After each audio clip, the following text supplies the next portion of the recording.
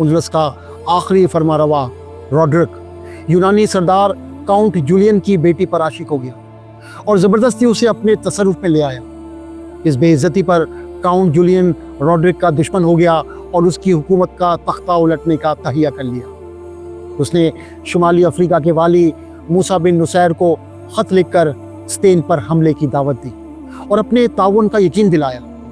मूसा ने अपने सबसे काबिल सिपहसालार तारिक बिन ज़ियाद को 7,000 बर्बरी फौज के साथ काउंट जूलियन की रहनुमाई में भेजा।